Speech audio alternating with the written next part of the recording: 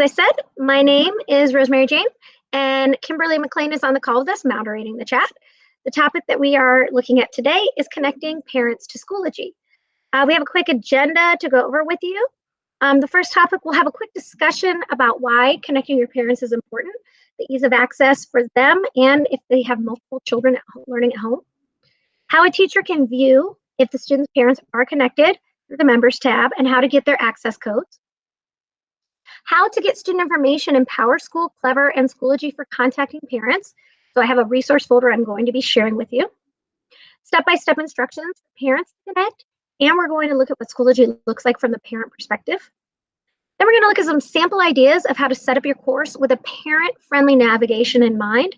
We're going to be looking at especially mobile. And I don't know why I don't have that typed on view from mobile.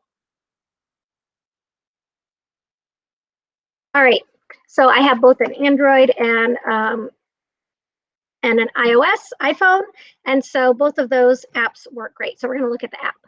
If you have questions at all, you can always email the ITM help desk if there's something that comes up that we can't address for you, like if you're having trouble with your account or anything like that. So with that, I'm going to hop into Schoology for parents. The first thing that I want to talk about is why it is important that we have our parents connected to Schoology. Now, last week, not last week, like yesterday, it's been a long week. It's only Tuesday, isn't it? Had a guest speaker on our session yesterday, connecting parents to Schoology from the University of Cincinnati. She's both a professor for virtual learning, as well as a parent of two students, one who was already an e-learner and one who is now from this remote learning, working at home. She shares her ideas in that YouTube video, but really you can go pretty much anywhere, and whether it's on the national news or whether it is just conversations that you see on Facebook, Instagram, Twitter, anywhere you go, parents are stressed out by the task of educating their children at home. It's stressful enough if you have one child, but you have 2, 3, 4, or more children in your home, and you're trying to keep track of all of their work in their remote learning environment. Having a solution like Schoology puts all of their children into one location in one app, and it's accessible by mobile phone. I really like the Schoology app as a parent, and I think it's important that we remember that when we are building our materials for our students in our one class, that child has, even if we're self-contained elementary, they still have specials teacher. So your child in your class probably has at least 5 different teachers between their PE, library, art, and you in their classroom. But then let's think about a little bit older child who's in intermediate grade levels. They report to 2, 3, or 4 different content area teachers for reading, math, science, social studies, and then they've got their specials as well. So we're looking at 6, 7, 8 courses just for one child. Now imagine that child has a sibling in the home. We're looking at 6, 7, 8 courses per child, different teachers. So that parent, if I've got a preschooler, a 4th grader, and a 9th grader, I have over 20 different teachers that I'm trying to keep track of right now. By housing, at least hubbing all of our content in Schoology, we give our parents one place to go to access all of their children's coursework and teachers. It's really important that we all put some form of communication in Schoology. So that's kind of the why, and it's later at night, and it's harder for me to get somebody else on the line to back it up, but it is very important that we use this tool. And let me just say this. No one is suggesting that you can only use Schoology or should only use Schoology. Schoology is a location where you can just put links to whatever you're already doing. So if you're already a very proficient Google Classroom user, by all means, continue using that, but link it in Schoology and inform the parent that that's what you're doing. If you like Class Dojo for messaging and sharing your school stories, go ahead and keep using that. But just add to Schoology that you are using that. And we're going to look at some resources that you can use, that you can pull into your course in the last part of this when we look at sample ideas. All right, I've harped on the why long enough. Let's get to the how. I want to show you how a teacher can view if your students' parents are connected. And if they're connected or not, how you can access the parent access codes. So for that, we're going to go into a course in Schoology. From your landing page, go into one of your courses. Younger grades, self-contained especially, I recommend hopping into homeroom. Older grades, you can do this by your course content, whoever you see regularly in your courses. But open any course, and if you look on the left-hand panel, down in the Members tab, so the left-hand panel within Schoology, Members, at a glance, I can see whether or not my students have a connected parent. Now, at a glance, I can tell that Grace does not have a connected parent. There's no name here. But Angela and Hannah both have a connected parent because that parent's name appears in small gray letters below their name. All right, I can see that Jatan's parent is not connected, Jennifer's is not connected. And so at a simple glance in Members, I can see if they're connected. Now, if they're not connected, I want to reach out to them. If you go into Schoology, you could very well find that no one is connected. We are starting to see that less and less, but it is very possible that your full class roster is not connected.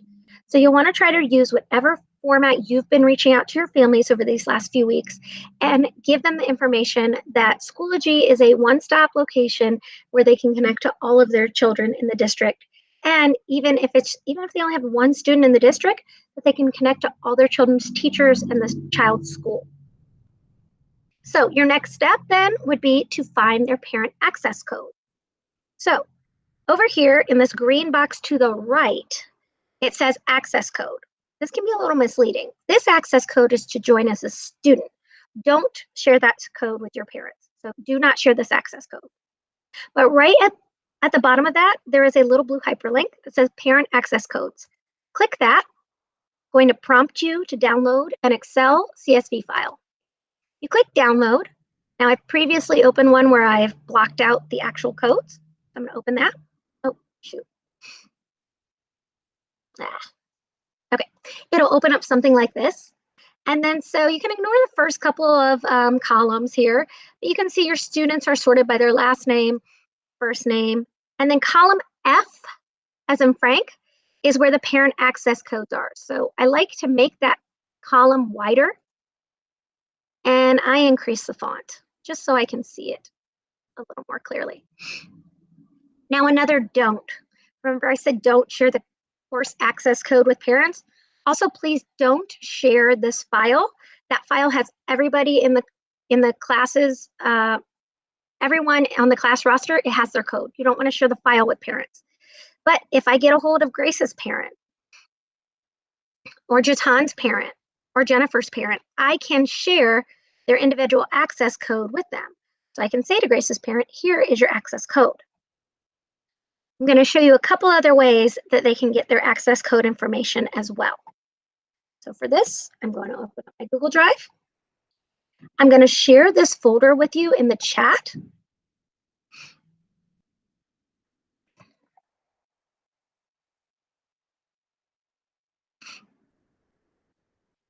Sorry, I thought I had it pulled up, so bear with me. It's this folder here. Teacher resource materials to connect parents to PowerSchool and Schoology. It's a mouthful. All right, I share this link with you.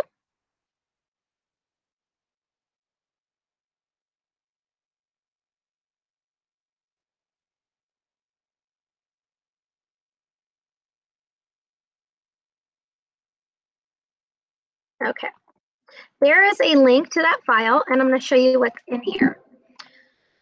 Okay, so probably the two things that you'll need the most in here, a lot of this was built while we were still face-to-face with students, so you can ignore a lot of it. But you will need this guide, the parent step-by-step guide for signing up for Schoology. And then you'll also want, you might want to refer to this. This is a presentation on ways for you to access student information. Okay, so I've got these two things. I have one other thing to show you before I go into any of those in detail. I do want to show you that all your students in all of your courses, preschool, or excuse me, sorry, kindergarten through 12th grade, do have Google accounts. And I'm going onto a screen of I'm logged in as a child in our district. And they can click on the grid here, and they can open their Gmail.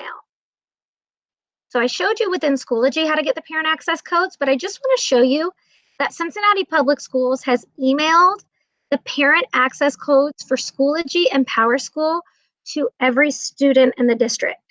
So you can have the parents, you can tell the parents that your access codes have been emailed to your child. So log into your child's email. That works for kindergarten through 12th grade. That's another really easy way that you don't necessarily have to go in the members tab and look for that. So just keep that in mind. I haven't even got that updated in this file yet. So Rosemary, I have a question. I'm going to ask you to add it to the chat, and then Kimberly will moderate those for us. Okay. Thank you. All right, so now I'm back here in the ways for teachers to access information. So I went in here and I showed you how you can see if their parents are connected, where you can go to get their child's access codes. I also showed you that students do have an email account, and in their email, they had got an email from Cincinnati Public Schools with their Schoology and PowerSchool access codes. So that could just be a message you get out to parents. It also went home by a robocall. Now in here, we're going to look at other ways that you can access student information. All right. So if you get a hold of the parents and, for example, they want to know, well, how does my child log into their email?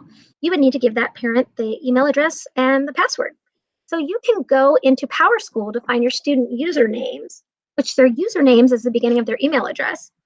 And then I'm going to also show you where we can actually find their email addresses. All right, in Power Teacher, you can go to Reports. You can see it right here where I'm circling. In Reports, you can choose from the drop-down Student Web IDs, select that, and a report that looks similar to this one at the bottom will generate. It will have the student's name, their user ID, and their password, which is their 8-digit date of birth. To go to their Google accounts, to log into their Gmail, like this one here, their email address is their username at cincinnatips.org. Again, that is their username is, their email address is their username at cincinnatips.org. All right. That gives the child their email address. And then let me go back in here. Their password should be their 8-digit date of birth. It is possible lots of older students have reset their password in Google. The password can be, you can click on Forgot Password, and if they are stuck, they can contact the CPS help desk to get the password reset. So just be aware of that. Sometimes students may have reset their password and either forgotten it or maybe not want to share it with mom or parents. So just keep that in mind, that the password should be their 8-digit date of birth. But if they've changed it in Google, they might have to contact the help desk to reset that. All right. The other way that you can go besides going into PowerSchool reports is you can just go straight to that backpack icon in PowerSchool. If you do your attendance every day when we're home in person, or excuse me, when we're school in person, you just scroll over that backpack information, has your student roster, and then you can click on any individual student. You can see their name. Their web ID is there. Their password is there at the bottom. And then let me make that go away. You can see at the bottom underneath there, it says student email. If you look at the very bottom left, I have blocked out the web ID and the password. The student that I have pulled up there is a preschool student, so there is no email address, but every other student, it does say student email. So if you don't want to print off the whole report, you can go into PowerSchool. And again, you just click on the backpack for information, select the student you want from the list, and you can see their email address there as well. The other thing that you can do is go into Clever. And in Clever in your classes, and I can show this if we need to with questions, but you can go into Clever and you can look at your student roster under classes. So you're logged into Clever, you click on the tab that says classes, select your class, like your homeroom or whatever bell you want to look at, and then you can see the student's information here, their date of birth, which is usually, their 8-digit password is usually, their 8-digit date of birth is usually their password. It gives you their username, and then there is a phone number there. I got to ask somebody what that's about. I I don't know if that's the parent phone number from PowerSchool or not, but you can also find phone numbers that we have on file in PowerSchool for parents. Now, before I go further into any other information, because I am getting ready to pause for some questions on the topics I've presented, I do want to note that if you have connected with a parent during this time and they have provided you with an updated email address or phone number, you are being asked to please contact your senior support specialist, otherwise known as your school secretary, and provide them the updated parent information. They will input that into PowerSchool. And the reason that is so important is that when we do send district robocalls or district-wide emails to parents, we want that updated information in PowerSchool, and our senior support specialist can update that. So do get with your front office clerical to update parent information if, while we're remote learning, you get new phone numbers or email addresses. All right, to recap some of the things we went over was how I can view in Schoology in the Members tab if I have connected parents, how I can immediately download the access codes to Schoology, how I can direct parents to log into their child's email account or have their child log into their email, get their information for PowerSchool and Schoology.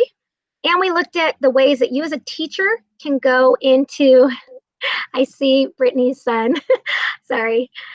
Hi, Brittany.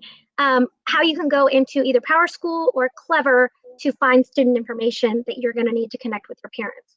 So I just threw a lot of information at you. I am getting ready to show you the parent side of things and get into some other things. But any questions on that topic, Kimberly? Did you get any in the chat? Yes, but you addressed the email one, so I think we're good.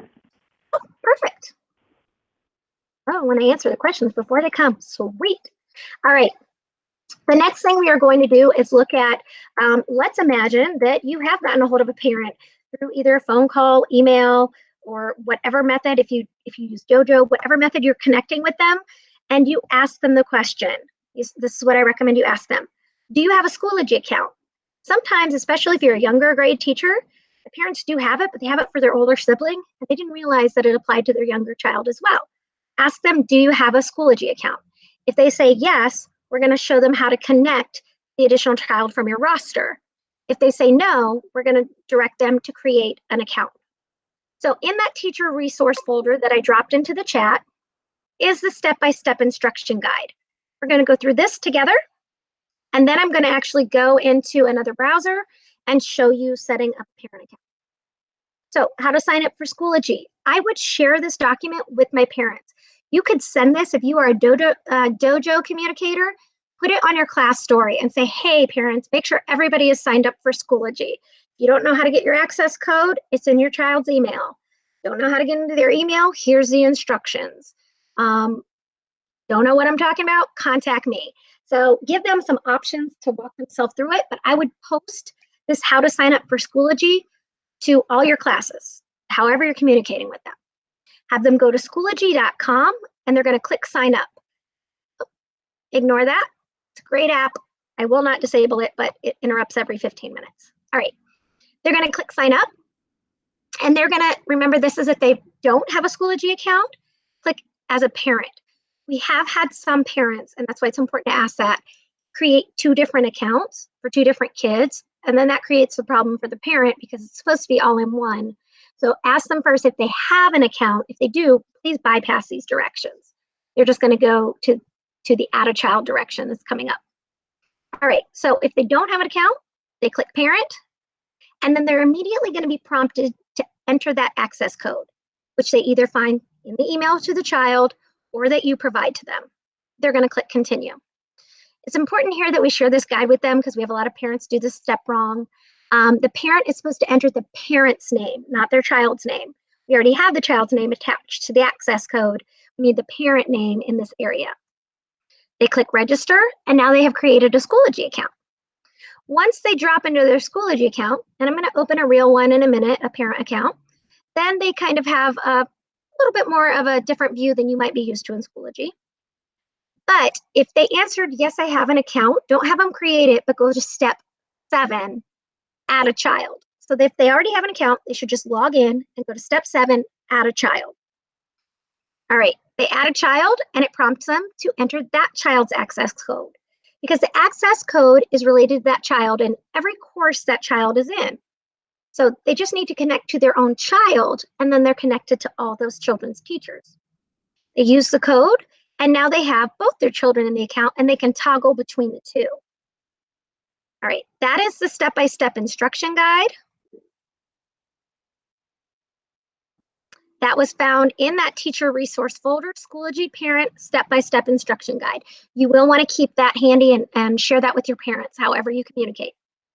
My next step is I'm going to go into Schoology as a parent. So you want to direct your parents to go to Schoology.com. This is a current view of it. If they don't have an account, you're going to have them sign up as a parent. It's really easy. They can also do this from mobile.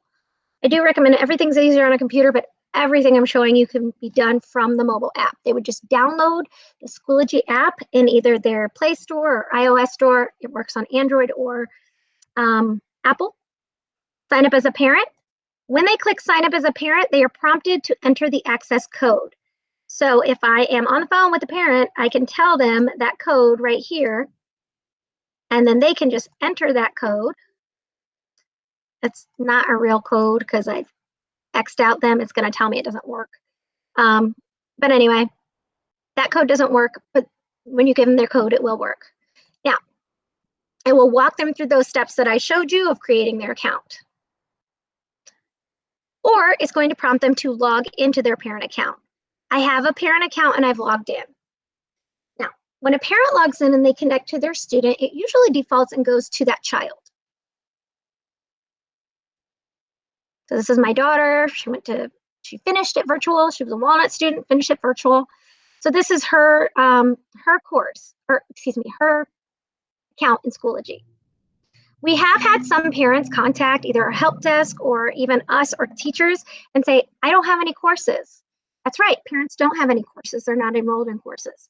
Some schools have started to use groups, and so some parents might be enrolled in a group, but for the parent to see their child's activity, they do have to make sure on their account that they have selected their child. Now, if I had multiple children in the district, like on that last part of the instructions, I could toggle between the different children. PowerSchool has similar features. I'm only focused on Schoology right now for this session, but PowerSchool has similar features, and they can sign up for their parent PowerSchool account from the email instructions as well. All right, so they can toggle on their app between their children, similarly as I could either add a child here or toggle back and forth between accounts here.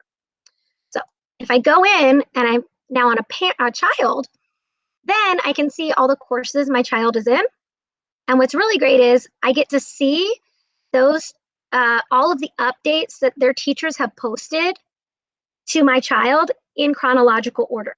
So I could easily keep up with everything just by checking my teacher's updates. So teachers, I can imagine you already know what I'm going to suggest. Please post updates to your course. From the parent perspective, it is very easy for me to just click on my child.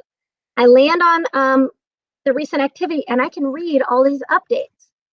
Now, a savvy parent, or as long as we empower our parents to know, can know to go into the courses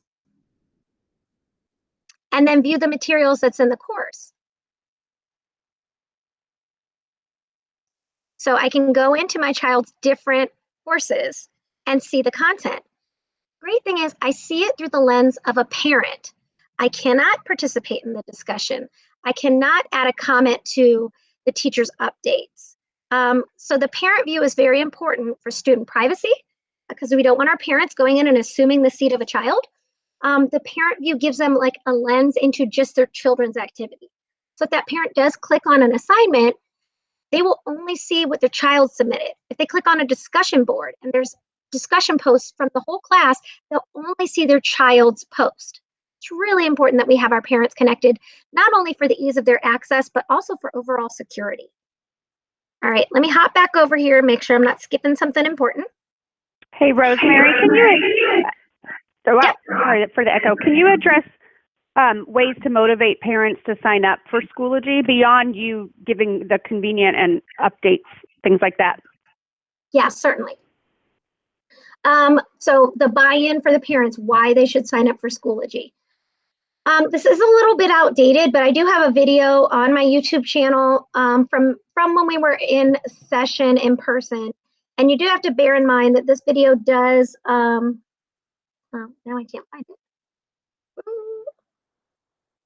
One second. This video is talking about a parent feeling like they're present when they're not, but it's really about that access to their child's learning in real time.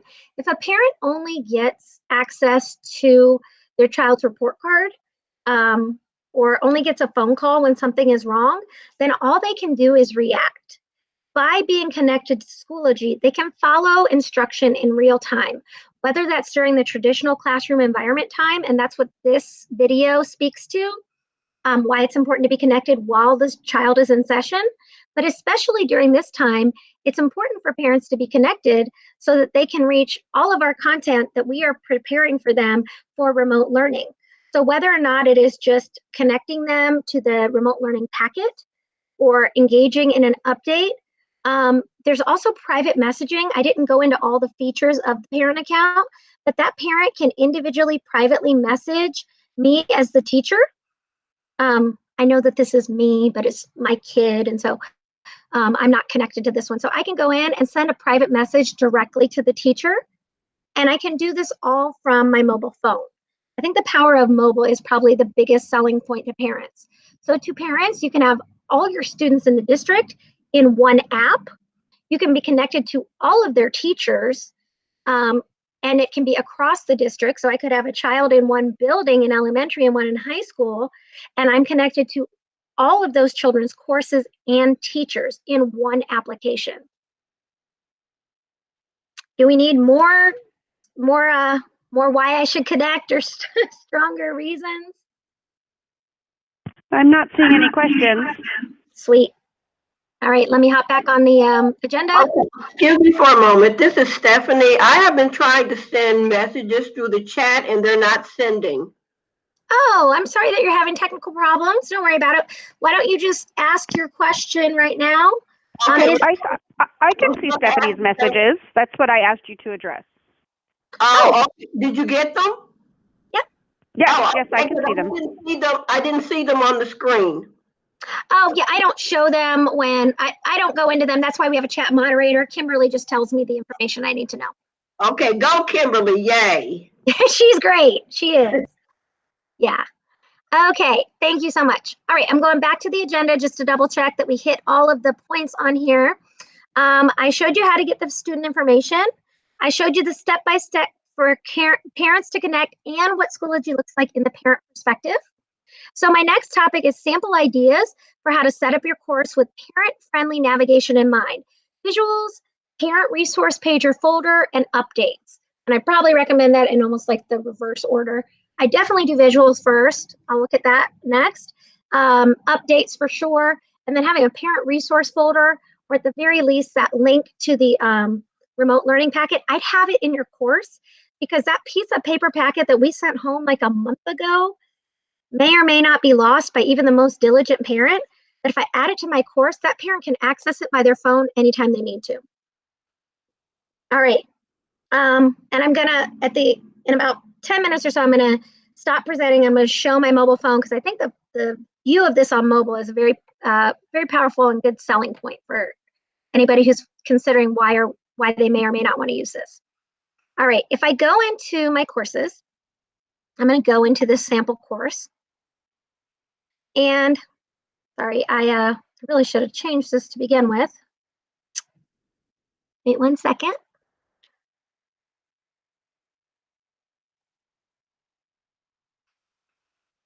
My internet's nice and slow. There we go. All right, when you go into your course, let's ignore the content right now. This is a profile picture that is the generic course icon that is on all of our courses. First thing I recommend you do is change that icon, and here's why. If your parents or students log in and they're scrolling through the courses, this is what they see if teachers have not updated their course icons. They're all the same, the blue books. So if they're not a proficient reader, or if they're trying to scroll in mobile, those course icons look exactly the same. They're all that blue book. So get rid of that. It's really quick and simple to do. You just, well, I just accidentally minimized the course, sorry. All right, you just hover over the icon until it says edit image. Don't know what just happened. All right, edit picture. So you click on that, and you can just select one of these images below if you want to. They do correspond with content, like some of them look like the globe, so it could be for, you know, history or geography. This one looks very clearly like map. They're different colors, so help it pop, the visual pop out for parents and students. Content in this course. Goodness, it's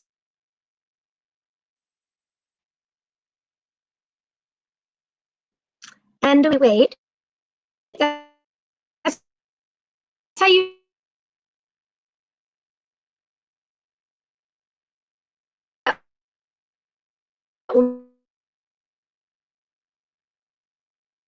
make Rosemary, did you get locked up? Your voice is fading in and out. easier to view.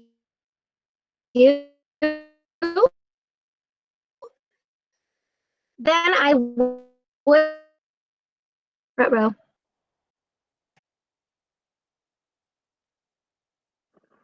The screen keeps freezing.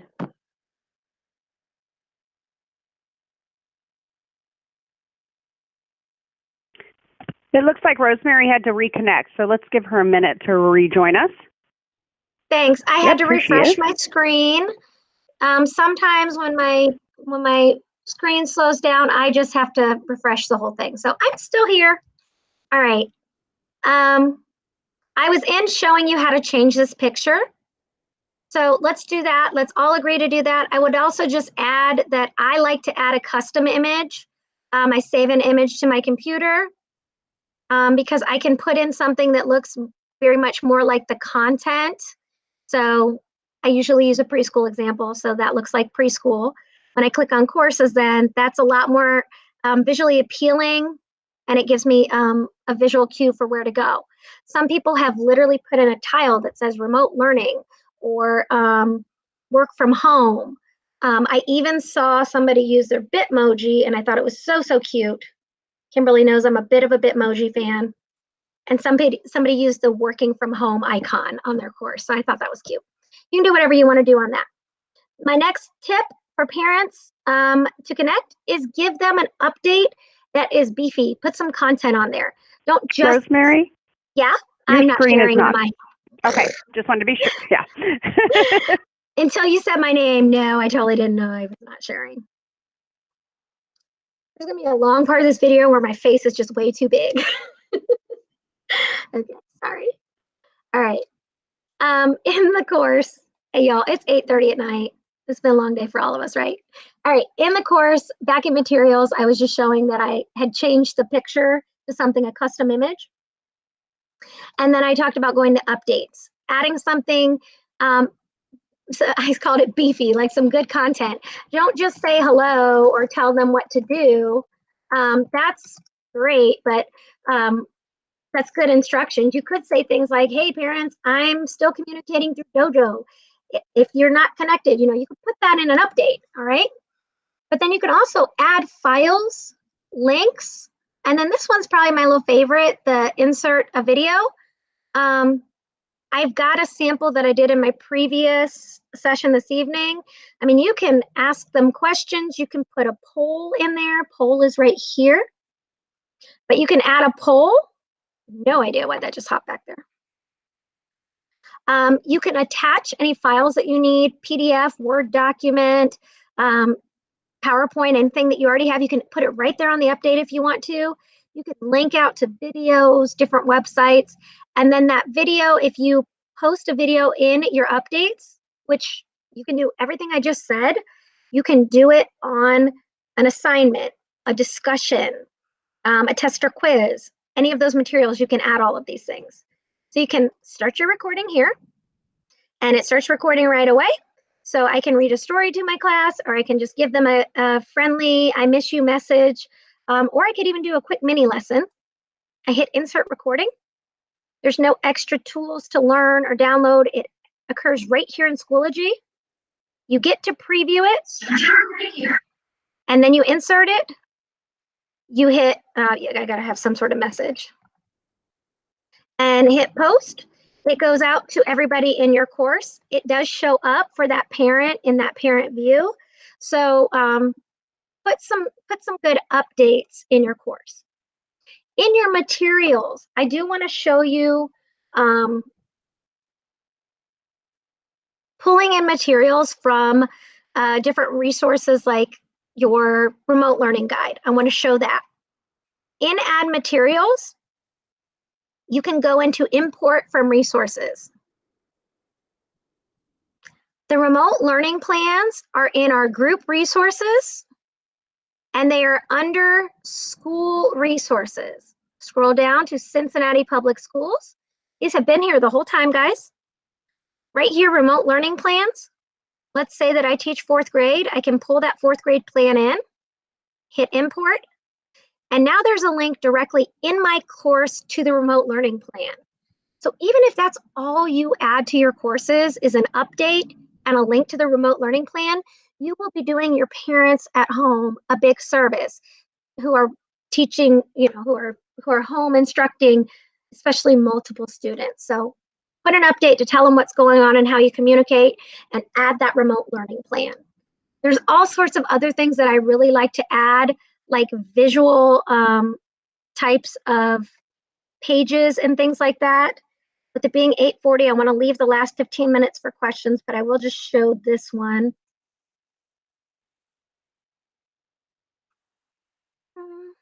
Okay, this one. If I import this resource,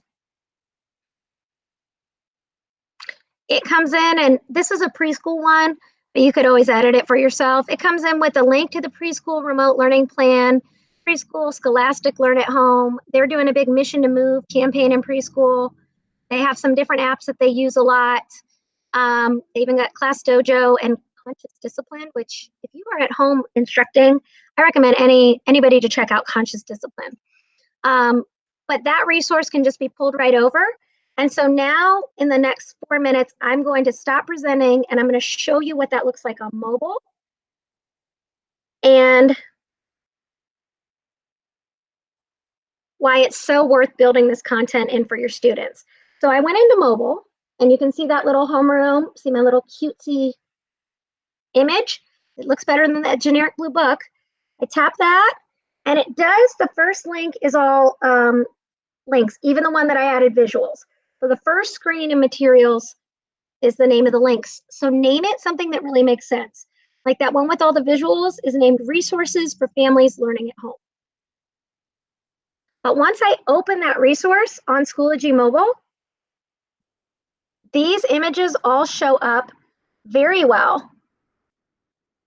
And they all open very well. So I'm going to open the Scholastic one, for example. I'm just waiting on it to load. There we go. I'm in, and I have tested this app from home. The books read aloud, everything works beautifully. The remote learning plan. If I'm a parent and I've lost track of that paper packet, or I don't even know where it was to begin with, I've got instructions to go to the district website, I don't know what I'm doing. It would be nice if my child's teacher just had that published for me on Schoology, and I can view that on my mobile phone. And if I'm a parent, I'm going to tell you right now, I'm going to use this probably more than a computer just for quick checks. So the more that you can put in there just for your parents to be able to access quickly and easily, the better. So my recommendations, when I'm going back to that agenda, the sample ideas for how to set up your course with parent-friendly navigation, add a visual icon, an image to your course so it's easy to find. Post an update so that parents get information in real time, and address it to families and students, dear families and students.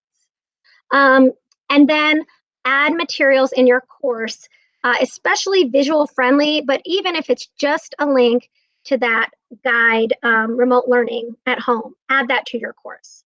We're doing this in an effort to give our parents a one-stop shop to link to all of the children that they have in their home, all of their teachers, and give them a little bit more of a centralized resource. So that's my soapbox, folks. I am open and ready for questions. Kimberly, were there any in the chat before we open up microphones? A little, it's unrelated to the parent. It's how to add a paraprofessional to your course, but I can show it at the very end. Sure. Okay. I'd be happy to go back to that. We can definitely add our paras as co-teachers. No problem. Other questions? Nope. All right. I'm going to open up the microphones. We're going to run this just like I'm a former primary teacher, so we're going to do this like popcorn reading. The first one to speak up is the one who just everybody defer to that person. I saw one from Bob Cheney. Hey, Bob, you're in my second session. What did He Bob just wants to know about notifications. For parents? Yes. Okay, I can show that. So I will go back to presenting my screen. I will show the parent side. And I will He wants show to know if they get an email notification, but Bob, it really depends on how they set up their notifications. Yep. Which Rosemary can show you right now. Yep. So I'm in my parent account, and just like you have, Bob, in your teacher account, there is also settings for parents. Now, when I download my app, I do always, and I'm sorry I left that out of my instructions. When you get a hold of those parents, ask them if they have Schoology. Whoever's unmuted, could you mute? I'm getting background noise. Please, and thank you. When you ask them if they're connected to Schoology, encourage them to download the mobile app if they have a mobile phone, and tell them you recommend they leave notifications on. Okay, I'm getting so much background noise right now. Let me see. Okay, where did it go? Here we go. Recommend that they leave notifications on, because Schoology is not going to ding them with advertisements. It's only going to show them when something that they wanted to see pops up, like newly created material. As a parent, I can go into my notification settings and I can select to get an email summary. So Bob, you were asking about emails. Just like anything else, if the parents turn it off, no, they're not going to get an email. They can turn it on. And in PowerSchool, as well as Schoology, they can elect daily or weekly emails. They can even select the time of day and the day of the week that they get them. Email notification, receive an email when an item's due date has passed without a submission on from your child. I'd empower my parents to know that that's in there, but the good news is the default is on. So when they sign up and they have an email address in the account, their default is on. So maybe don't show them that. I don't know. I'm just kidding. But so that it defaults to emails on for when they have a past due assignment. And so that's the settings in there. When it comes to their mobile app, when you download any new app, it always asks you, do you want to receive notifications? They should say yes. If you have them on the line and you ask them, do you have the app? Are you getting notifications? And they say no, just encourage them to go into their device settings, application notifications, and turn them on for Schoology, because that is something they might have turned off on their app. All right. Another one pop in. How do I link Google Classroom and Schoology? Yeah, that's fine. So 50% using Google Classroom. It's only 8:47, so I feel like I have time to show this to the whole group. I'd like to do that if that's okay. I'm going to open my Google Classroom. I think Google Classroom is a great online tool. It's just not a full learning management system, so always keep that in mind. Some big differences in Google Classroom and Schoology is that rosters are all complete with parent secure accounts available. You have to create everything in Schoology. You have to add all your students, or I said it backwards. To create everything in Google Classroom, you have to add your students, and then the parent accounts aren't a default. But we're going to look at my fake course I set up last week when I answered this in office hours. So I've got my course here, and I just want to share this course. So I can actually just grab the URL right up here and copy it. If they've already joined, so for students, they've already joined, there's nothing to do because they're already in the course. When they go to that URL, they'll be in the course. If they haven't joined, I don't have a sample handy at my fingertips to pull up, but I have worked with a teacher before to just post an update that says, join my Google Classroom. It was more on the opposite way. It was the teacher creating a new classroom. If you've already got students in Google Classroom, that URL at the top inside your class, that's all you need.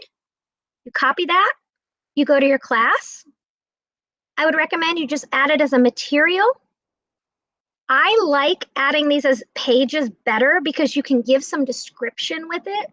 Like, this is a link to my Google Classroom. In my Google Classroom, you will find, because keep parents in mind when you put these links. If I just add it as a link like this, you can call it, you know, our Google Classroom. But if a parent clicks on that, they're not going to go in. So if you just post the link, this is linking directly to it. Schoology materials do drop to the bottom, so you'd have to drag it up if you want it at the top. I don't know if I lost that link. My Schoology's being a little funky.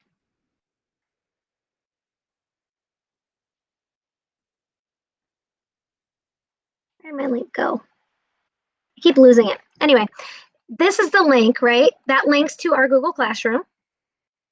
When it opens like this, do not fret. That little pop-out icon right there, that will pop you out and you'll be in your Google Classroom. And it'll work the same for students as long as they're already enrolled. But I would encourage you instead to add a page, and I'm just going to show it real quick. If you add a page, you can call it our Google Classroom, or whatever makes sense for you.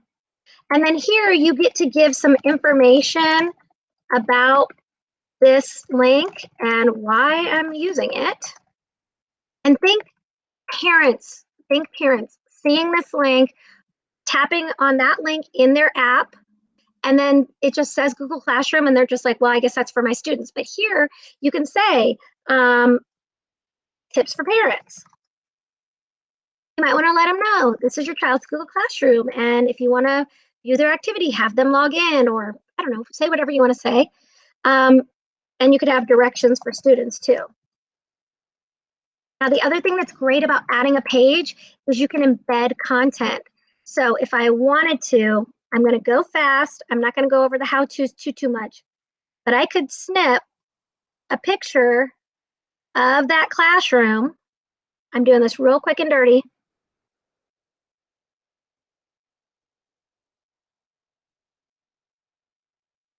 Remember when I showed you, even on mobile, those really nice visuals? I can insert that image. And if you have questions on how to do this, I have links to another video.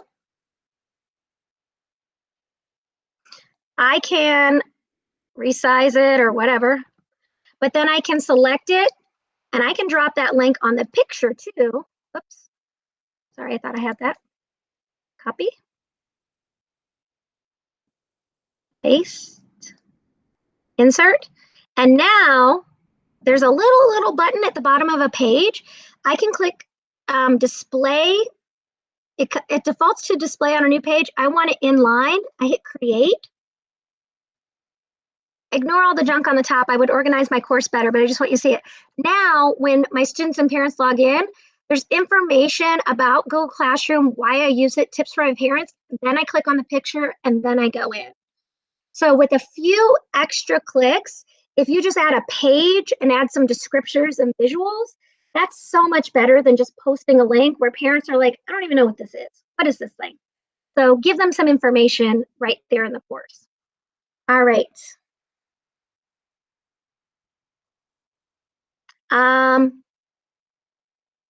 Other questions? Yes. How to add the picture. You're welcome. So I have, I'm not so sure you'll want to watch the whole training on, I have visuals. It actually says for primary, and I'm going to redo this session, and I'm going to make it just a whole video on visuals, and I'm going to eliminate the word primary because I think it's really important pre-K through 12. I'm a former primary teacher, so I look at things with a primary lens, but visuals are important for all learners and parents. So video for adding visuals. Now, I am speaking to a primary audience in that video, but the information you need is in there. Fast forward the stuff that doesn't apply to you. And then I will add to the CPS virtual PD offerings, I will add visuals in Schoology just as its own topic. All right, 2 elementary course building videos. Yeah, they're different because they're different recordings. I hesitated at first to keep posting a new one, but what I have found is that in every live session, good questions come up. And so it's not really up to me to decide which one you guys watch. Watch whichever one you like. The most recent isn't necessarily the better of the 2 videos. I just record all my live sessions so that anyone in the district has the opportunity to participate in virtual PD from anytime, anywhere. And again, another big plug for mobile. If you have the YouTube app and you're following me, you can view the PD sessions on your phone. So I'm just trying to make it easy for you guys. All right. Cassie, great, got it. I'm not sure if I missed any other questions, Kimberly. I haven't been scrolling back, did I? No, but if you don't mind, could you go into a Schoology course and then members and show Bob Cheney how to make someone an admin, or how to add someone, like add me to your course, maybe? Yep, and that's why I always go ahead and keep these live sessions and just record the new one. So Bob, and to anyone listening, anybody on the call, if you have a paraprofessional that you want to add to your course for them to help you either with course building or moderating the course, or if there's just another teacher in your team, you can team up and co-own your homerooms. I really recommend that. There's a lot of reasons to add another adult as an admin to your course. So let's say that I want to add Kimberly to my homeroom sample. I'm going to go to members. And I'm going to go to add members. And you are going to default in your building to your building. So if I worked at Withrow High School, then it would say Withrow right there. I can drop down and select connections. Now, as a system admin, I have all the rest. You either have your school or connections. So I'm going to pick Kimberly. And there she is. I'm going to add her to my course. But Bob, if you don't want your paraprofessional to drop off, you do have to go into the gear after you add them and make them an admin. Once you make them an admin, even if it's a PowerSchool rostered course, admins don't drop off overnight.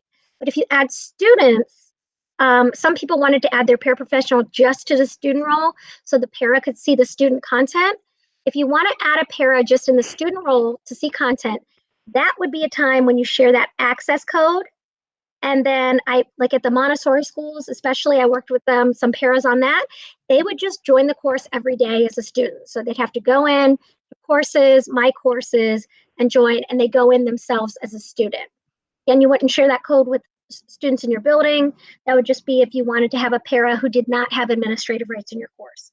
But to co-admin the course, you just add the member here and then make them an admin here.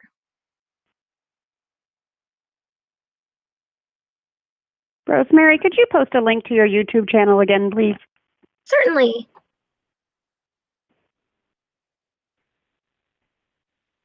Oops. All right, my YouTube channel is going in the chat conversation. And I just do want to show you